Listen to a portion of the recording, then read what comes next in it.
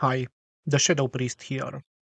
I have been around the anime community since 2014, which is not a lot. However, I like to see myself as someone who understands things fast as long as I am allowed to observe them. During my time as an anime watcher, I have heard hundreds of opinions on all sorts of anime. I heard that Code Geass is amazing, which to be fair, in some ways it is. Death Note is a very well dubbed anime. Hajime no Ippo has really good fights and so on. Some of the opinions I have heard over the years have been accurate to some extent, or at the very least, I could understand why someone would be capable of reaching that opinion, even when that opinion was objectively wrong at the end of the day. One show that was hugely overpraised in all of its aspects is Hunter x Hunter.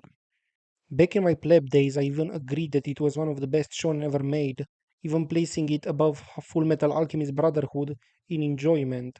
Since I was of the opinion that Full Metal was really well written, but the former was far more creative and interesting. However, moving past my plebeian days, I have grown wiser and started to notice flaws, inconsistencies, and bad writing, After listening to those wiser and more experienced than me. and certain people have forced me through their behavior to analyze Hunter x Hunter to see if it's as good as they pretend it is. Those people being Hunter x Hunter fans bashing on Naruto, saying things like Hunter x Hunter is better written than Naruto, it has better world building, it has better fights, and so on. Now, were they right? Well, maybe a few years ago when I understood little, or rather I was not confident that I knew anything, I might have conceded that they might have been right without any analysis of the quality of either series or their claims of its quality, but not now. Now I have analyzed some aspects of Hunter x Hunter, and I honestly have to say that this series is extremely badly written, and Naruto is objectively better in almost every category that will be discussed in this video. Some of the supposed good attributes I am about to tackle in this video are the power system in combination with the fights that it spawns, and its effects or lack thereof on the internal logic of the world, the world building, And the general way in which Togashi treats his story. What is wrong with the power system? Well, the first argument I want to put forward is the most subjective of the bunch. However, I feel like it's the most appropriate. the argument is that Hunter x Hunter has very few fights and very few good fights in its runtime compared to that of Naruto, which I consider the shounen with the highest amount of good fights. And probably the second long running one when it comes to the quantity, right behind JoJo. But Hunter x Hunter falls behind even other shows like Bleach or the Seven Deadly Sins when it comes to the results it brings to the table by using the power system that it invented. I know that this is a weird argument to have, but I believe that there are many ways by which things can be judged, and the absolute gold standard is the practical test. The test that judges things based on its results and how it actually works. And it seems to me that Hunter x Hunter's NEN fails to produce much of anything of value from a results perspective. As a point of comparison, when I think of Naruto, even just the first part, I remember fondly and vividly almost all of the main fights, and of those, I will go as far as saying that 5 of them hold up to my standards of today, while Hunter x Hunter only has 2 fights that I would consider good today, and it only manages to accomplish this with about the same number of episodes while being adapted better. So, in a way, it manages 2 good fights compared to 5 with double the time. In effect, it's a ratio of 1 to 5. Another way to check the results of how well made the power system is by looking at the times when the people in charge of the anime had to produce fights within the story without the help of the author. A good example of this is Naruto, where the people in charge of the anime could design fights that range from decent to very good without the author's intervention. Fights like Naruto vs. Muku in the fifth movie, which was decent, to fights like the hand to hand portion of Madara vs. the Shinobi Alliance, Kakashi vs. Obito, which was 100% filler, some improvements of the Naruto vs. Sasuke fight, and Momoshiki vs. Naruto and Sasuke. All of these and many more were produced without the assistance of the source material. I have never read a manga for Hunter x Hunter, so the only example I have for it is one of the original anime movies called Last Mission, which was a really forgettable movie where the people in charge of it understood that the power system was so bad that they had to invent an entirely new one that worked about as well as the real one, which is to say that it did not make a lick of sense. Let's talk about the mechanics of this power system. I will not dive into all of the principles of Nen, since most of them are not relevant at all. We will only talk about three of them, those being Hatsu, In, and Gyo. Additionally, we will talk about Nen contracts. We will start with Gyo and In since they are the easiest to tackle. The problem with In and Gyo is that Togashi wanted to make something akin to stealth and detection mechanics in video games. However, he failed to introduce the most vital aspect of stealth and detection, which is scarcity and opportunity cost. If everyone can use detection, then stealth is pointless. And if everyone can use stealth, then detection is mandatory. Let me make a comparison to the best game ever made, StarCraft 2. In StarCraft 2, there are some units that have stealth and some ways to obtain detection. But despite the fact that stealth in StarCraft 2 is really powerful, Since no action performed ever cancels the stealth, it's still only used in ways that you would expect such things to be used, which means that it's used to do sneak attacks on the vulnerable positions of the enemy's base. however, all of this is only possible because of one reason: scarcity. Scarcity of detection, scarcity of resources. And scarcity of attention. The fact that detection can only ever be obtained at the cost of military or economy means that there are some chances that there are parts of the enemy base that might not have the protection against stealth, which gives strategic opportunity to use stealth units.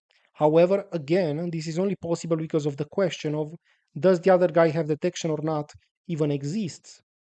If all of the units and buildings of the other guy had permanent detection, there would be no point in using stealth, and conversely, if all of the units of the other guy had permanent stealth, You would need to make sure that you have detection at all times. getting stealth or detection is a cost benefit analysis that a player must make that is always at the expense of something else.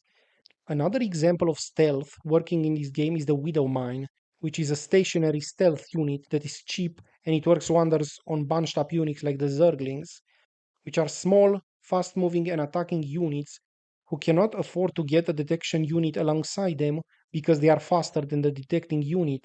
And as such, if they were to slow down for the detector, they would lose speed, which is one of the major advantages of those little monsters. Now, going back to Hunter x Hunter. The two parallels it has to stealth and detection is In and Gyo. In is the ability to suppress the energy within your NAND constructs, which makes them invisible, and Gyo is in essence the counter to In. It allows your eyes to see hidden NAN objects. A fight in which the author has played around with this concept is Uvogin versus Kurapika. A fight where Kurapika wins over Uvogin by using In to make his constructs invisible and trapping Uvogin in his Nen chains. The problem with this fight, among its other problems, is the fact that it does not make sense for Kurapika's strategy to work. First of all, I don't think it's ever implied that Kurapika ever considered the fact that Uvogin could just use Gyo and subvert his entire plan in one move. Secondly, why does Uvogin not use Gyo right off the bat? The reason that the show tries to give is that Uvogin is smart and reasons out what Kurapika's Nen affinity might be, and that the chances that he is a conjurer might be small. Of course, the problem with this is that we were never given any explanation why Gyo would ever have any opportunity cost, meaning that in an attempt to make Uvogin seem smart and cautious, Togashi actually makes him out to be an idiot, since Gyo is free access to easy, concrete information regardless of who you are fighting. What's the point in using your brain to figure out what the other guy's affinity is when you have a specialized tool that guarantees some information instead of basing it all on speculation? For comparison, this would be like a doctor guessing on your appearance what your problem is and delivering the diagnosis despite having the tools to let him know for sure what a problem is. In a world where people can create invisible magical objects and you have the ability to render their invisibility useless by using a basic principle of your power set, a power that has in no way, shape, or form been shown to be hard or taxing to use, to the point where Bisky was training the two main characters in Grid Island by secretly forming an invisible Nen construct and testing out how fast they figure out that she made the object. And then see how fast they could activate Gyo to see it. To sum it up, Togashi did the equivalent of inventing a rock paper scissors dynamic with In and Gyo. but forgot to create the third element that would balance out Gyo and then pretended that it's not completely stupid. Simply put, Gyo is very much unbalanced and has no counter, yet nobody acts like this is a fact, despite the fact that it is. Now let's tackle Hatsu, which is easily the biggest source of problems this show has. However, if I were to describe in one sentence what is wrong with Hatsu, it would be this. Hatsu fundamentally undermines power and merit. I know I do this a lot, but comparison must be drawn again between Naruto and Hunter x Hunter. Specifically, I want to take one character from each show and compare their approach to their reality and combat, and also compare both of these stories' approach to power, especially when it comes to rules, limitation, and criteria for gaining power. The two characters I am thinking of are Hisoka and Madara. Let's take Madara first. Madara Uchiha is a character who was built up since the start of Shippuden as terrifying and powerful, and this is evident in his introduction when he is brought back to life, or perhaps to undead life, by the impure word reincarnation ability. The point at which he is brought back to life, he was without the doubt the most powerful character in the show, and on top of that, he was also immortal due to being a reanimation and having infinite reserves of chakra for the same reasons. With all three of these factors being true, you would expect Madara to act without any fear of consequence, since he's impossible to stop or match in power. However, that is not what we see at all. The man starts low in his display of power, going from hand to hand combat to large scale fire jutsus to some of his more special powers. He is immortal, yet he takes even the weakest attacks against himself as serious threats, such as trying to avoid swords, kunais, and explosive tags, when logically he has no reason to do that. He always takes precautions and tries to judge the capabilities of his opponent as well as he can, and only ever overextends when he has guarantees that he has no need to worry, such as the final part of his fight against the five Kages, where he seems to be caught and soon to be defeated, only for him to reveal his final trump card. Now let's move to Hisoka. Hisoka is a character that almost never prepares for combat, thinking that he is stronger than his opponent by default and never respecting his opponent's power unless he thinks that they are strong enough to fight him. All of this while he himself is not the strongest character in Hunter x Hunter, not by a long shot. Let's take, for example, his fight against Castro in Heaven's Arena, which could be considered his first and only serious fight in the whole show. Initially, he does not attack at all, and instead he just dodges attacks in order to figure out the power of the other guy. During this time, while he figures out the other guy's power, he gets hit, knocked down, and even loses an arm. Now, despite Hisoka winning this fight, I would argue that his actions were nonsensical, and on top of that, he should have lost against the Castro from this fight and against any other possible version of Castro. Not because Castro was stronger, although he most definitely was, but because Hisoka was stupider and his actions don't make sense from an in series perspective. Why do his actions make no sense? Well, because the Nen system is set up in such a way that strategy is not something that can be done in the show. In Naruto, the way the characters figure out the other guy's abilities is by using shadow clones or baiting out attacks using substitutions, or by forcing out a special ability out of their opponents by cornering them or pinning them down as to not give them any other choice. Leaving aside that the substitution jutsu is indeed absolute bullshit, it still serves a purpose, as bullshit as it is, and the point is that Naruto characters can have opportunities to figure out the special abilities of their opponents by using normal attacks in such a way to force the hand of their adversaries, while their adversaries also don't have many guarantees that their special abilities will even land, even when the opponent is seemingly in front of them. In Hunter x Hunter, the only way for someone to figure out an ability is by their opponent explaining it to them, or by supposedly being so smart that they figure it out somehow mid battle by just watching. Yet in this fight, the way Hisoka tries to figure out the ability of the other guy is to let him use it on him, hope he survives and understands the ability, and then has the power and opportunity to kill his opponent.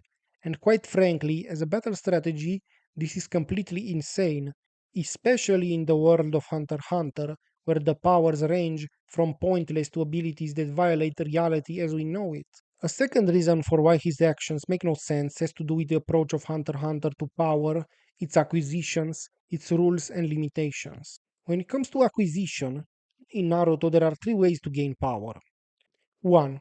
You learn it. In Naruto, there just are abilities that, on a theoretical level, anyone can learn and wield without much restriction outside of elemental chakra affinity, which does not stop anyone from learning these abilities, but only lessens their power, or requires more energy to pull off. All competent ninja will have access to several normal abilities. 2. You inherit it by bloodline. These are abilities that only specific people can use, and they are not learned as much as they are awakened. The upside of these type of abilities is that they are theoretically more powerful than normal abilities, but with the downside that being of the specific bloodline will make it so your opponent might know what your special ability is. A well-informed ninja in the world of Naruto can make such assumptions about their opponents. An Uchiha will likely have the Sharingan, a Hyuga will likely have the Byakugan, an Aburame will likely make use of his insects, a Yuki might have ice powers to wield, and so on. Though I do have to point out that knowing the abilities of your opponent is not an instant victory in Naruto, unlike in Hunter x Hunter. 3. You invent them. In Naruto, there are plenty of powerful abilities that are invented by characters in series, which might seem like a problem, which it is. However, Kishi was clever enough to make them seem like not a problem, since the only people who ever invent powers during the show, or are implied to have created powers, are the protagonist who will become Hokage by the end of the show, whose invention was merely an improvement on an already existing ability, or were legendary ninja, such as the Kage. Additionally, most of the abilities invented by the Kage were deemed forbidden, and as such, the only people who have access to these abilities are other alive Kage or international criminals who stole those secrets, such as Kakuzu and Naruto. Now, let's look at Hunter x Hunter.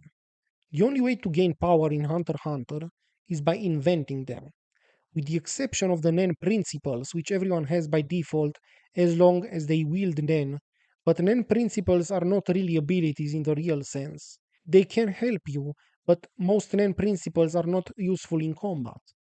Now, let's talk about why it's a very bad idea to make all power to be invented in your show, with the mention that nobody in Hunter x Hunter has ever been shown to share a Hatsu ability.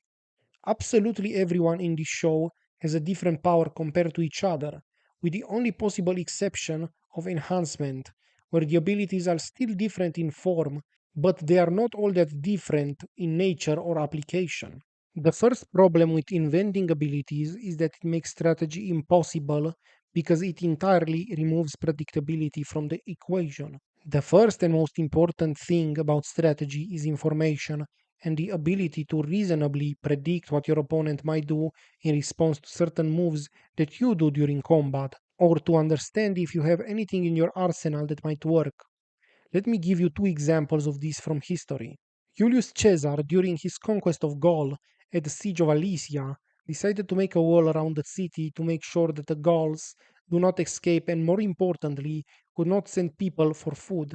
This was a good decision because it limits the options of his opponents, and it's only possible because he understood the tools that the Gauls had at their disposal and their positions. It was the ability to understand the options of his opponents that made this move an advantageous one. However, if Caesar's understanding of his opponent's situation was not a correct one, and the Gauls had more ways to gain food and troops through, let's say, a secret tunnel, then his move would not have made sense. A second example is a strategic move done by Stefan the Great of Romania against the Ottomans at Vaslui. In this battle, Stefan lures the Ottoman army to attack a small part of his army up a hill that is concealed by fog.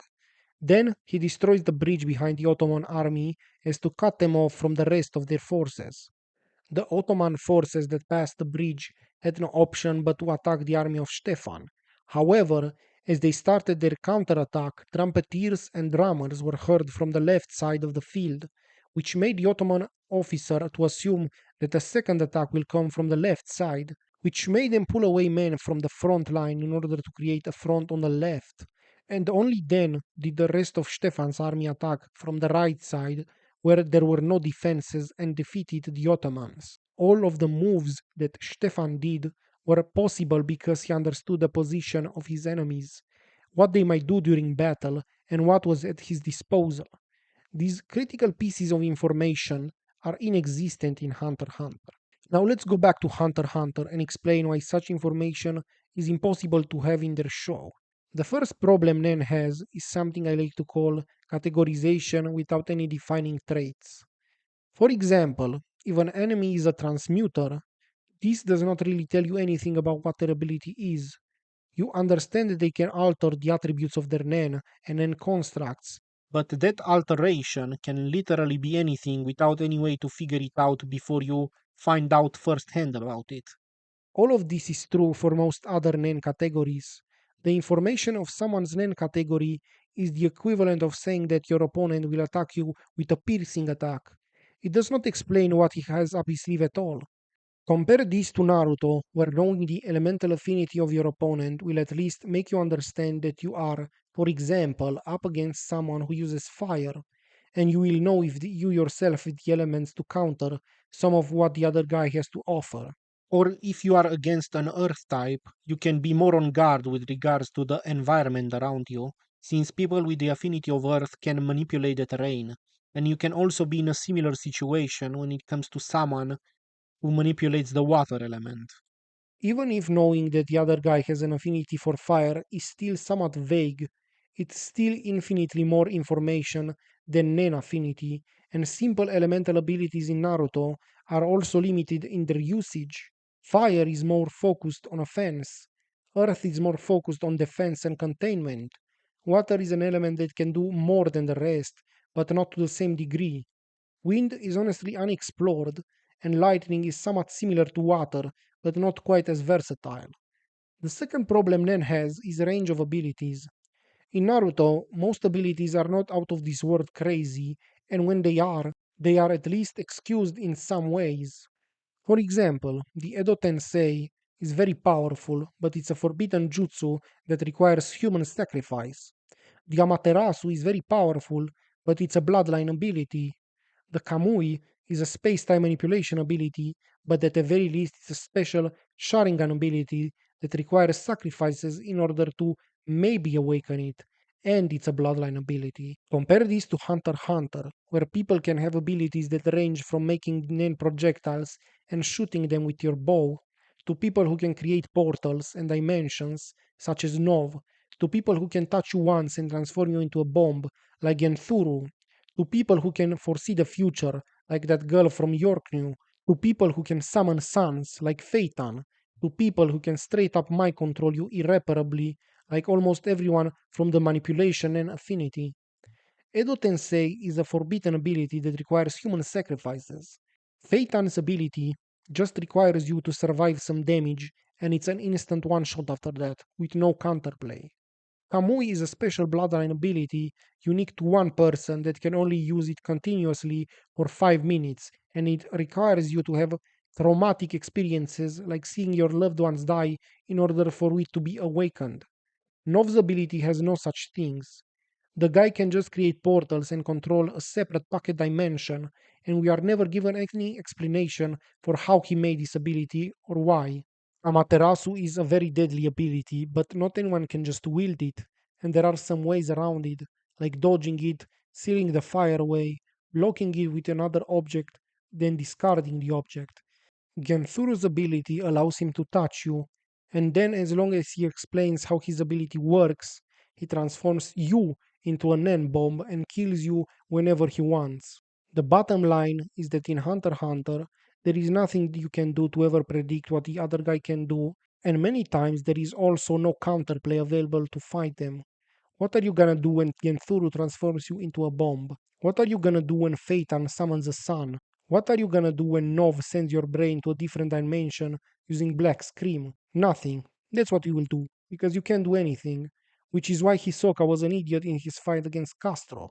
Since if Castro had a new ability, there were fairly high chances that he only needed one contact with Hisoka in order to kill him on the spot. Yet, for some reason, Hisoka acts like such things are not possible when they are not only possible, but highly probable. Oh, and this is only taking in consideration abilities on their own. Imagine if two or more people develop abilities that synergize in such a way that they could annihilate anyone else, regardless of what their opponent's skills might be. Also, this is what I mean when I say that there are no effects from the power system on the internal logic of the world.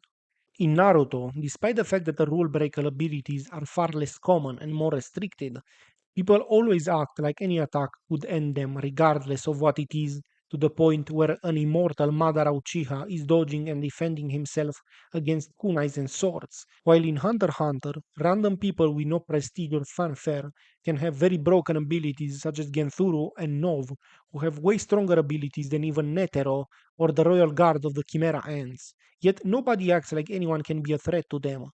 This arrogance that Hisoka displays in front of people who could wield abilities that could one-shot him with no recourse is not something that is specific to Hisoka. Everyone acts cocky in the world of Hunter x Hunter. To further drive the point home of how stupid the power system of Nen is, let's compare it and the behavior of its characters to Bleach and the behavior of the characters in that show. For example, let's take Zaraki Kenpachi. Zaraki Kenpachi is a character that is very similar in his characterization to Hisoka, in the sense that his only goal in life is to fight strong opponents, and his first action in the show is also similar to Hisoka's in his fight against Castro, which is to say that he allowed his opponent to get one free shot on him. In the world of Bleach, there absolutely are powerful rule breaker abilities, just like in Hunter x Hunter. However, the difference is that Bleach has one very stupid rule that states that as long as you are more powerful than your opponent, you can just nullify their rule breaker ability by your sheer presence. This rule is stupid because it means that whenever someone wins a fight, it's never because they were smart or anything like that, but because they were simply stronger than the other guy. However, a good side to this rule is that Zaraki's attitude and him allowing Ichigo to hit him once for free makes sense, as no matter how powerful the ability of the opposition is, it cannot do anything to Kenpachi as long as he has more power, which he does in most cases. Or it works the other way around too. If the other guy could kill him in one shot, then chances are that he never stood a chance to begin with. And then, after all of this, there are also the NN contracts, which are undefined and have been shown to be able to achieve almost anything. They can be done in an instant and can be done by just about anyone as long as they know about them. The first NN contract we get to see during the show is the contract made by Kurapika that made one of his particular chains to be able to immobilize members of the Phantom Troop. The contract in this case gave him this ability in exchange to not being able to use it on anyone but a member of the Spiders. The problem with this contract is that the condition for its use, using it only on the Spiders, is rather a subjective condition. How does the contract know who the Spiders are? Is it based on who the user thinks the Spiders are? Are people who left the troop immune to this? Can you make a similar contract but the other way around? Make an ability that gives benefit to a certain group of people, then invent that group of people yourself and make yourself the only member? Can you do the same repeatedly with several invented groups? The answer is simple. It does not matter. Nothing in this show makes a lick of sense at any closer inspection, but Togashi surrounds all of these powers and contracts in technical mumbo jumbo that fools the feeble minded to think that there are conditions and limitations when there are none. And this can be seen by the fact that anyone could make very simple contracts that are usable for every occasion. Let me give you a couple of examples of simple NAN contracts that would be extremely effective against any top tier fighter in Hunter x Hunter. The spiders and the chimera ants with their king included too. 1. If you're a conjurer, just make a living NAN construct and make it permanently invisible using a contract that makes this construct be in a permanent Zetsu at the cost of the user not being able to use Zetsu at all. This way you can kill anyone, as most people need to concentrate their NAN to certain spots in order to defend themselves against attacks. If you have an invisible NAN construct, you can just command it to lunge at the enemy and kill them when they are not expecting it. This contract should be especially effective since it effectively cuts your life in half by not allowing you to benefit from the secondary effects of Zetsu that lengthen your life, with the example of Netero, who has lived for over 200 years because of Zetsu. 2. A contract that increases your power tenfold. for 5 minutes at the cost of your life. This one does not seem that useful, but it's better to have it when you have no chance of surviving. 3. If you are wielding a sword, make a contract that increases its power while it is in contact with something of a certain color. For example, white, and just paint the damn sword white, or the hilt, or attach a wild talisman to it. 4. Whatever ability you have, make it so the contract makes your ability more effective if you're wielding or using that ability with your non dominant hand. 5. Make yourself invisible when you close your eyes. 6. Make a contract for an ability that randomly teleports you to a location you have previously been at the cost of any memories you had for 1 hour previous to the teleportation, or just a random hour of memories from your past. 7. Give yourself the ability to know whenever anyone lies, at the cost of not being able to lie yourself by any other way other than omission. 8. Make yourself invulnerable as long as you stay within 5 meters from the spot where you made the contract. 9. Take objects and empower them to do things such as teleportation, nan absorption, the ability to transform yourself into water while wielding it, and so on, and then place the condition that you are not able to use them. 10. Make another object, just like before. However, make it so it's an object that only works at a cost in such a way that it's advantageous for you, but not for other people. For example, let's say that it's an object that can only be wielded while the user is blind. And if the user tries to activate the ability of the object regardless, they are forced to become blind. You can also do the same for other disabilities, such as being deaf or having certain body parts being permanently paralyzed. 11. Make a contract based on blood sacrifices or human sacrifices. If Nen can allow you to become very, very powerful just based on a social construct, like the name of an organization, then blood or human sacrifices, which is something concrete and not based on concepts, should give you power beyond your wildest dreams. And these are just a few.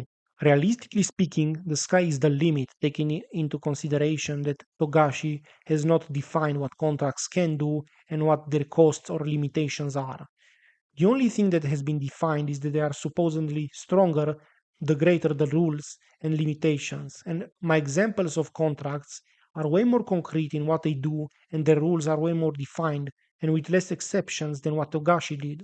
The second contract we see is one made by Gon, where one of his friends died, and he instantly made a contract to become as powerful as he ever will possibly become in the future for a few minutes in exchange for not being able to use Nen ever again after that. The problem with this contract is that it gives him something theoretical instead of something concrete.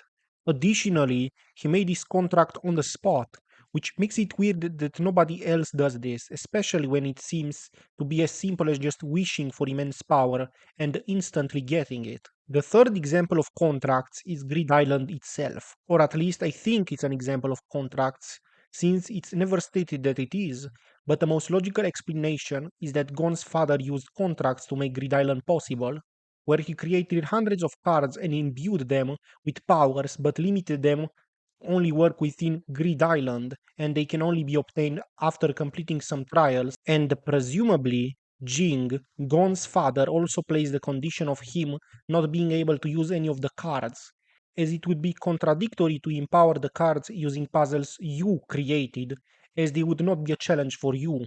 Of course, the alternative to this is that Jing could simply make Grid Island the way it is without contracts, which it is better, but it's still immensely bullshit and raises a lot of question about what his ability is.